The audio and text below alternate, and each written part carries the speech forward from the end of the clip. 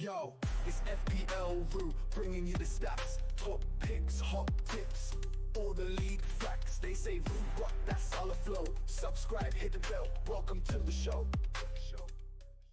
Good day, mate. Welcome back to the channel. I'm FPL Root and welcome back to another FPL video. So in today's video, I'm going to be building the best possible wildcard draft for those of you that are playing your wildcard in game week 3. Even if you're not playing your wildcard though, these are some of the best players for the upcoming game week, so potentially you could look to bring them into your team. And before I do go on to the team though, please make sure you do like the video. It does help me out a lot. Subscribe to the channel if you are new. I'll be making content throughout the whole season and next season and the season after that. So subscribe, win your mini leagues and climb the ranks hopefully with this content. So we'll start off in goal. It was a tough decision, to be honest with you, but I've decided to go for David Raya.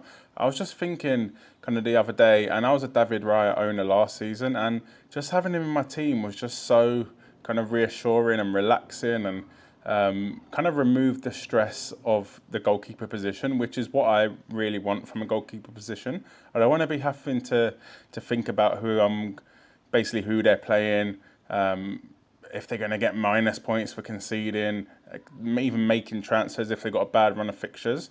I know with David Raya, granted, the next few fixtures for him are not the best, but I know with him, Arsenal are going to keep clean sheets. They're the best defence in the league. He's 5.5 million, so he's 0.5 million cheaper than someone like Gabriel or Saliba. And for me, I think it's worth paying that money for him. The fixtures, though, like I said, are not the best. Brighton at home, Spurs away, City away. Then they've got Leicester at home, Southampton at home, Bournemouth away. So 3 tough games, don't get me wrong, and then 3, I guess, easier games. But like I said, 2 clean sheets already this season. I just think for that headache to not have to worry about my goalkeeper, I think it's worth paying the money, to be honest with you. And you're going to want Arsenal coverage at some point, and to go elsewhere like Gabriel or Saliba, you're looking at 0.5 million more or even $1 million more if you're looking for Gabriel. And don't get me wrong, you do get attacking threat, but for me, it's not worth the hassle.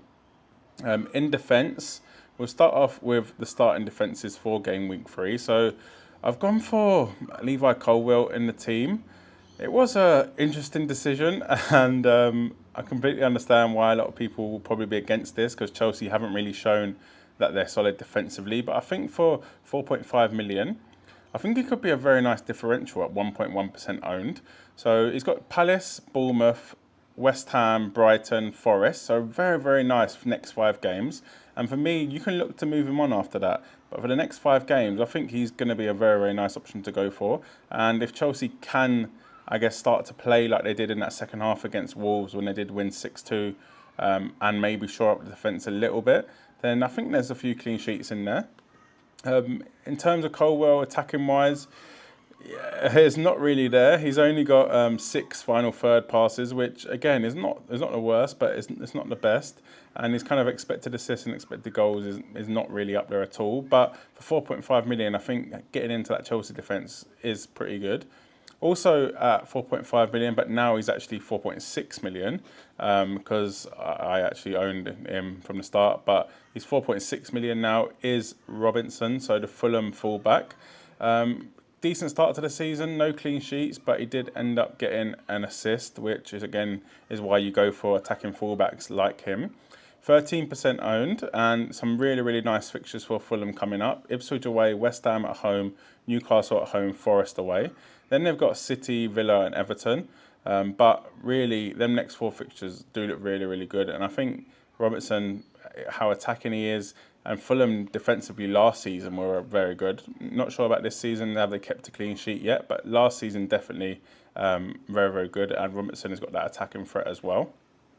Also got Konza, so I guess not the most attacking defender. There is definitely more attacking defenders, but I really did want cover for that Villa defence, and especially because of the fixtures. And I think Konza could be the one to go for, just the fact that he is pretty much nailed to start.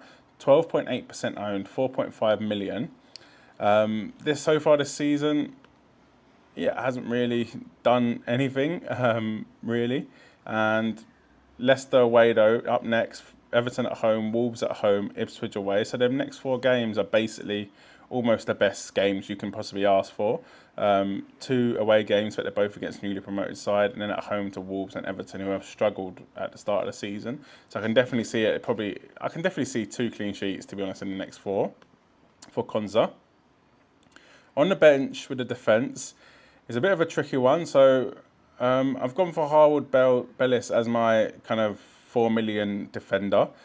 Hopefully I won't have to play him, but potentially game week 5 they've got Ipswich at home, and game week 6 they've got Bournemouth away, and game week 8 they've got Leicester at home. So there is an opportunity to play him there. He is quite highly owned for a 4 million defender at 11.2, so he is kind of the choice to go for. And from set pieces he can be a threat, but like I said, hopefully I won't have to play him. Then I've got Lewis Dunk as well, which is kind of like my 4th defender. He's going to be rotating with my other ones.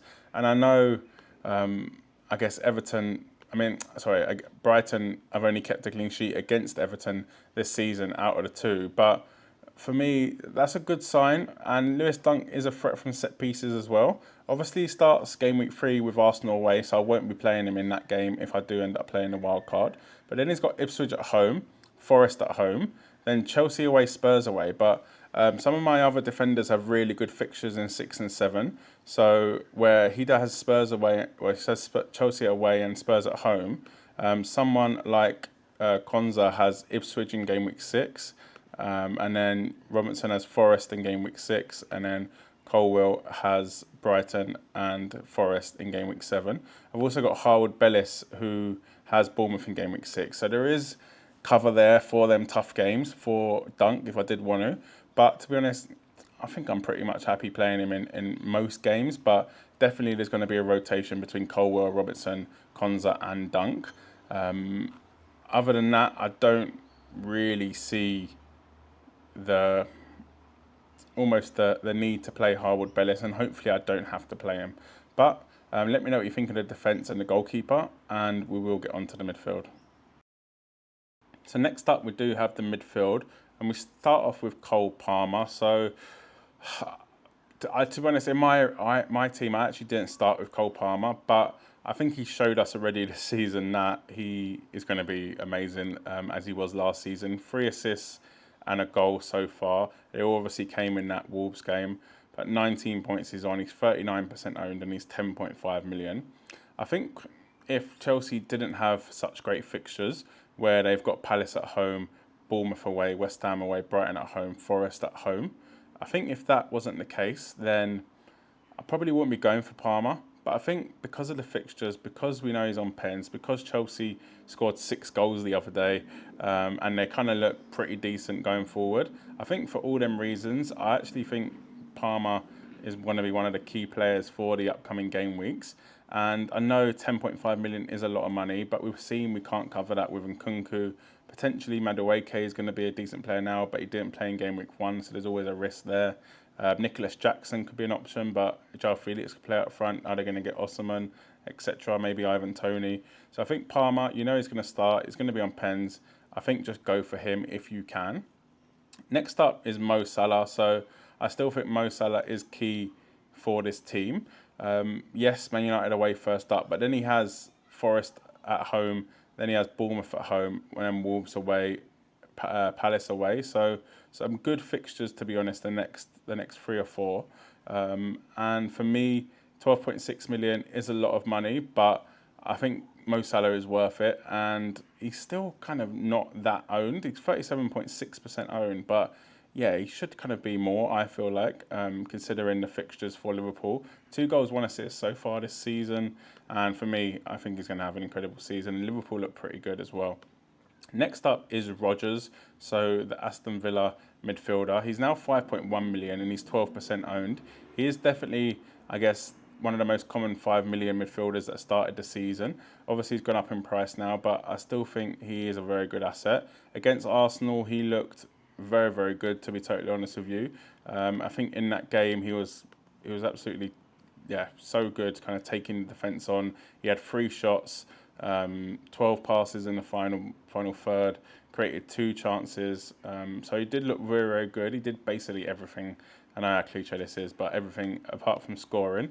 The fact that Villa have got some very nice fixtures coming up, I think that Rodgers is a great enabler, and to be honest, I think he could be a starter in your team. I don't feel like you need to see him as a fifth midfielder, especially, like I said, with the fixtures coming up for Villa. Leicester away, Everton at home, Wolves at home, Ipswich away, so very, very nice there. And again, 5.1 million I think could be a bargain.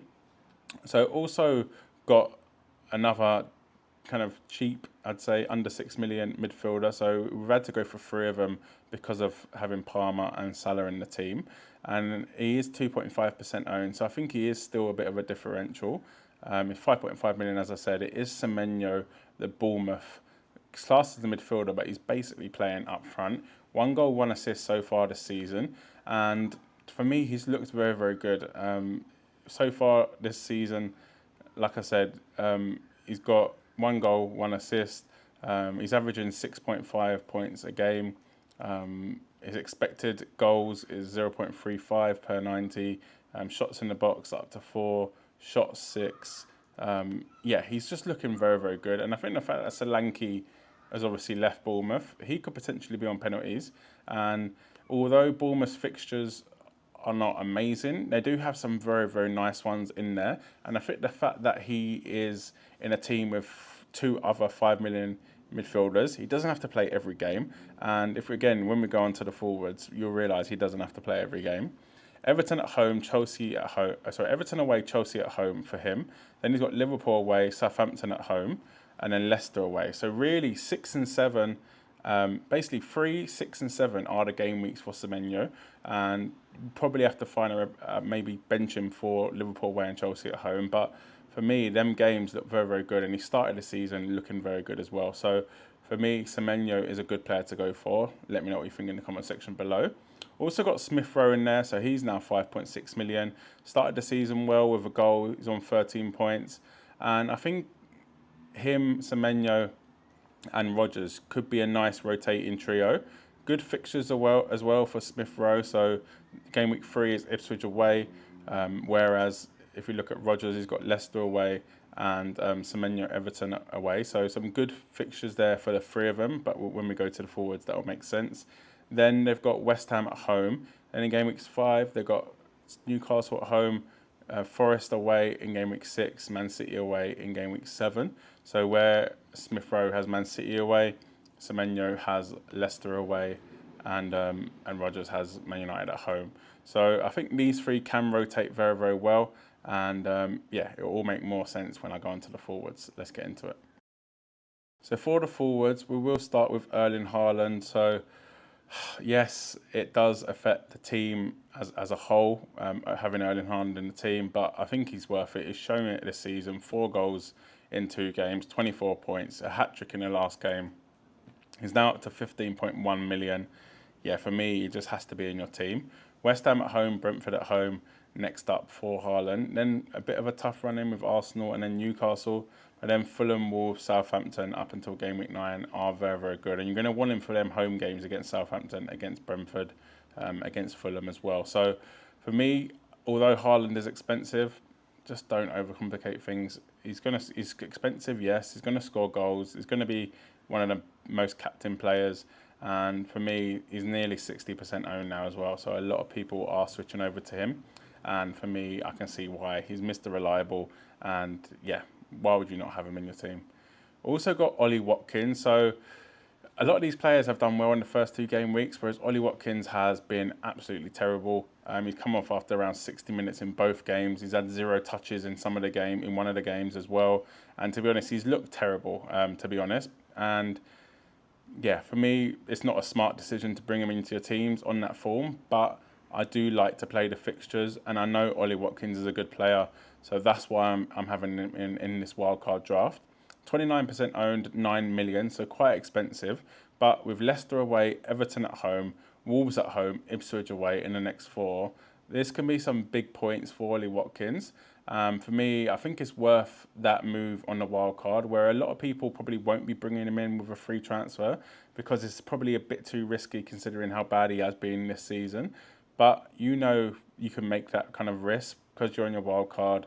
You can bring him in for the four games, then probably transfer him out. It just gives you that bit more freedom and to kind of target the fixtures. So that's why I've gone for Ollie Watkins in this draft. Also on the bench is João Pedro. So 1 goal so far this season, obviously that winner against Man United, 10 points.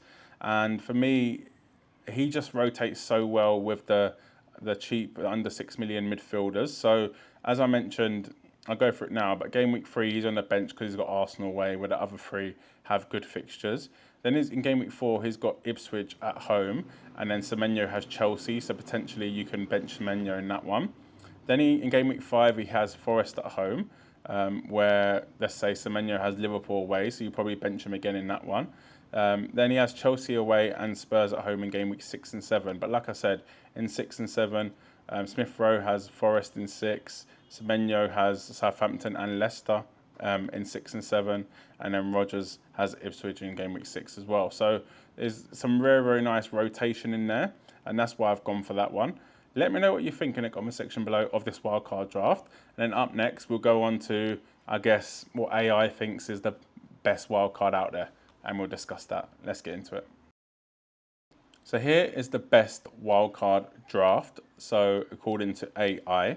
So this is Fantasy Football Hub's AI system. So if you actually put your team into it, it'll give you a rating, give you AI recommended transfers. You can check that out by scanning the QR code on screen now, or the link in the description. If you do end up signing up to their membership, it does help out the channel a lot. And yeah, I would appreciate it if you did go and check it out. Even if you don't sign up, just check it out and put your team in. And then, and yeah, you can see what your team is rated by AI. But this is the AI's wildcard team. So according to AI, this is the best team. They've gone with Martinez in goal, Gabriel, Gavardio, Robertson in defence. So very, very strong in defence. Quite a lot of money spent there. What's that? 18 million in defence plus Martinez in goal. 23 million. Quick maths. In midfield, they've gone for Palmer, Salah, Saka, Eze, Bailey. And then up front, Isak and João Pedro. So no Erling Haaland for the AI team, which is very, very interesting. And decided to basically go for Saka and Eze instead of Haaland, which I do get. Don't get me wrong, I do get. But for me, Saka's next 2 fixtures, well, next 3, he's got 2 out of the next 3. He's got 2 tough away games. They're toughest away games of the whole season, probably apart from Anfield. For me, the AI has just gone a little bit too heavy on the defence. But for me, you're pretty much guaranteeing a clean sheet from at least 2 of the 3, I feel like, of that defence. However, the bench, it's a bit rubbish, to be honest with you. You've got Fabianski, obviously doesn't play. Then you've got Greaves, the defender from Ipswich, another defender, O'Shea from Ipswich, and then Cannon, the midfielder, the forward from Leicester. So very, very heavy on the 11. They've obviously gone big in midfield, big in defence, and then saved that money from Haaland.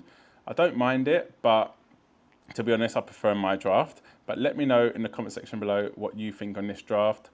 Check out Fantasy Football Hub, scan the QR code or link in the description. And yeah, let me know which draft is better. And I'll catch you in the next one.